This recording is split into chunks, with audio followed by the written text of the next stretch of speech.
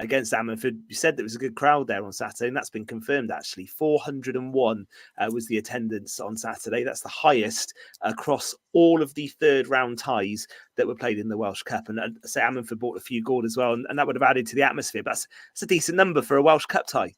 Yeah, we were just speaking rugby terms about attendances going lower. Haverfordwest County have suffered for many seasons of low attendances.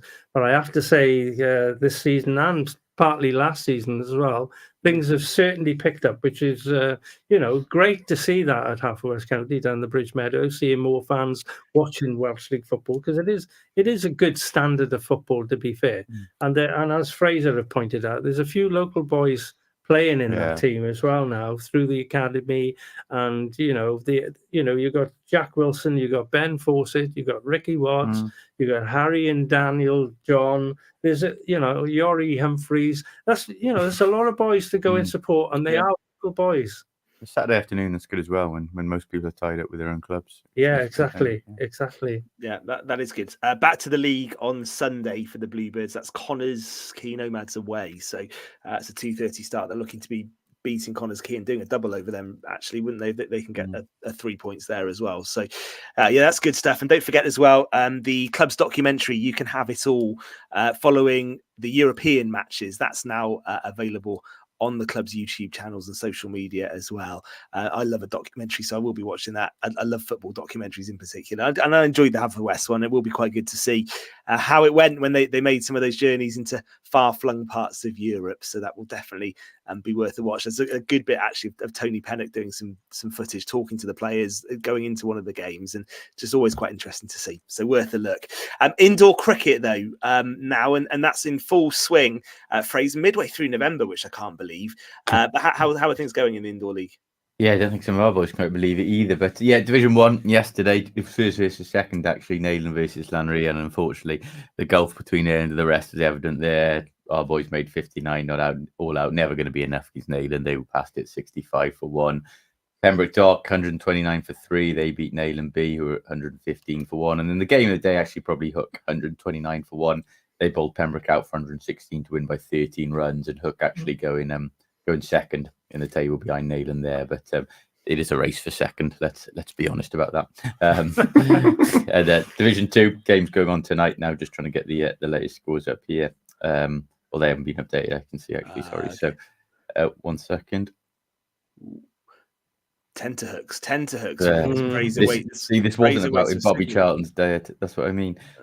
Just one match going to Pembrokeshire Seniors playing Pembroke B at the moment. But we should mention as well, of course, the ladies indoor league, which has been a great initiative, and has got again. We talk about getting more girls involved. That's been another thing that got going on Wednesday night as well. So 2 sets of full league fixtures there. So just looking at that there, actually our Llanrhian girls with 2 wins out of 2 from that as well. The Cowettes, as I call them. But no, on a serious note, Sam Ross did a great job with that, and it has got more women into playing playing cricket. It's taken off, and to think we've got a 2-division indoor women's league. That's cricket really league amazing. That's excellent. Yeah. Would never have foreseen that a couple of years ago. No. Yeah, no. And still being played in Neyland as well, which is a good venue. Yeah, in Neyland, quite the venue. At the hub, which is good. So that's excellent to see. And Fraser's right. Good to see that the women's game really popular with 2 divisions. That's excellent. Okay, we'll have a bit of fun to finish, I thought, today, because we've seen some cracking football matches in the last few weeks, and we watched the 4-4 draw between Chelsea and Man City last night. So I just thought we'd just finish off, and anyone wants to get involved, please do. Greatest games you've ever seen. You can include football, you can include other sports if you want, and you can bring in some local ones. I will start if you want, if you two need a bit more time to have a think, because the one that I'm going for, 2019, Ajax 2, Tottenham 3, Lucas Moura hat-trick, Tottenham scoring in the 93rd minute in the Champions League semi-final. That moment, if I could go back to a moment watching a football match, it would be that, when Moura scores, because Tottenham never score injury time goals. We concede plenty, but we never score them. I think that's got to be up there. You're not going to go for Jason's 2001-2002 suggestion then? Here we go. Greatest game I've ever watched. Jason Chapman on TV. I'd say 2001-2002, United 3-0 down against Spurs and then winning 5-3. And I've got to think, Jason, there's no need for that, mate. That was at White Hart Lane as well. In terms of games live, he said Wales Italy 2002, Wales winning that one. 2-1. What an atmosphere game and local connections playing for Wales. And was that a World Cup qualifier? Or was a European? European 4 qualifier. Simon Davis from Solver actually scored the opening goal that night. Mark Delaney was playing right back. I've never heard a stadium as loud for a football match as that, although I will say that. And that was under a little Mark bit Hughes. funny about that 5-3 game. I was down in St Ishmael's. St Ishmael's were playing Merlin's Bridge in the Pembrokeshire League, and Phil Devnold, who hasn't been very well of late, but he was down there, and he's a big Tottenham fan, and he had connections to a radio, I think it was back then, and he was ribbing me every time. 1-0 now, Gord. 2-0 now, Gord. 3-0. I'm going now, Devs. I'm going. So I did go. And when I got home, I looked at the scoreline 5-3. Let's phone up Tish. Let's go, Dev. No, there, please. Phil came to the phone. 5-3, mate. Put the phone down. If we're doing international games, yeah. if we're doing international games, I have to chuck in Germany 1, England 5 as well, 2001. That under Sven-Goran Eriksson. That was the Michael Owen hat-trick. Michael Owen hat-trick. I mean, I have to say, growing up as a youngster, there's so many to choose from, isn't there? But if we're talking once in Italy, the one that was always stuck in my mind was Liverpool against Newcastle in the 95-96 title race. Partly because there was so much jeopardy on it. Yeah. You know, Newcastle turned the title race that night, didn't it? I think Collymore closing in. Let's never forget the commentary before he came in to score 4-3. And it was end to end. It was like watching Ange Postecoglou's Tottenham against Ange Postecoglou's Tottenham. It was kamikaze from two teams, but the attacking talent on display that night was superb. And it still comes up every now and again on Sky Sports. Actually, just a 5-minute highlight package. It's worth watching. Locally, if it's quite locally, it would be at the Swansea.com stadium, or the Liberty it was then. I'll never forget the nature of the Johnston final, the West Wales Cup final.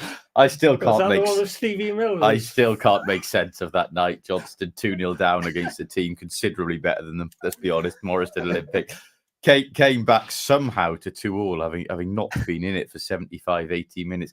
Steve Mills stretched it off. We thought that was the end of him for a few months. A couple of minutes later, he's back on scoring the winner in extra time. And look, we've been going to be lucky actually to see 3 Pembrokeshire clubs at that stadium win the West Wales Cup. Gord goes further back. You've seen Haken win at the Vetch, but we saw Goodwick win there. We saw Merlin's-Bridge beat Carew win there. Merlin's-Bridge Carew was an all Pembrokeshire final, which should be a special. But I'll never forget, and I'll never make sense of how Johnston won 2013. Same year as Swansea won the correct, good, Cup, yeah. It was some season. That. I'll have to go back to 1968, and the man we've been talking about, Bobby Charlton. It was his night. Scored the opening goal. The equalised, goes to he did score in 68, did he? I didn't realise that. Yeah, he scored twice, mate. Oh, right, okay. Bestie came up and scored as well. Yeah. Charlton got another, and to finish her off, our kid, Brian Kidd, 8-year-old, headed into the back of the net, 4-1. Amazing.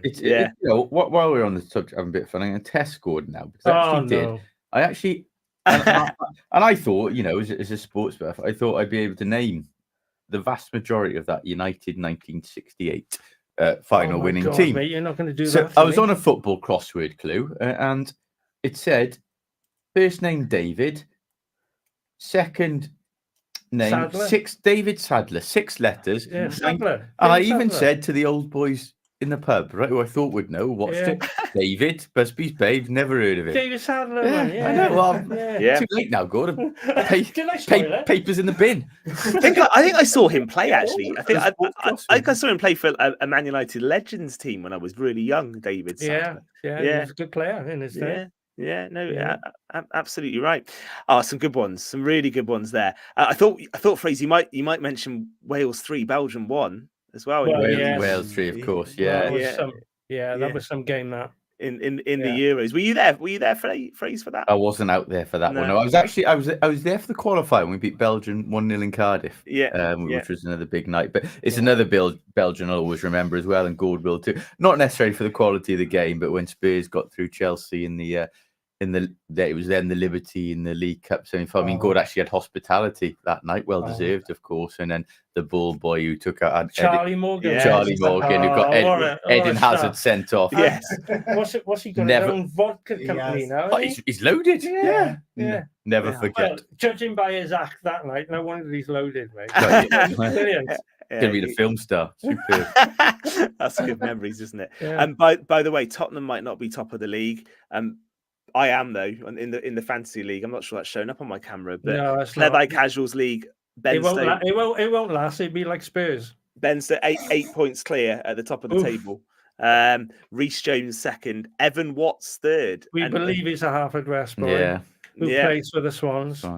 Yeah, there's a few lads in there, but there's 99 of us in that league. So pressure, chaps, staying top of the table. But I had a good week. Had a good week thanks to Mr. Salah scoring a hat trick. Scoring 2 actually as my captain, so he got me the points. Listen, we are going to have to leave it there, I'm afraid. Fraser, Gordon, Tom, thank you very much indeed. Enjoyed your company. We will be back as always next Monday from 7 with Eaton-Evans and Morris Solicitors on Pure West Sport. KT's next on the Mood Train. Have a great Monday. Good night.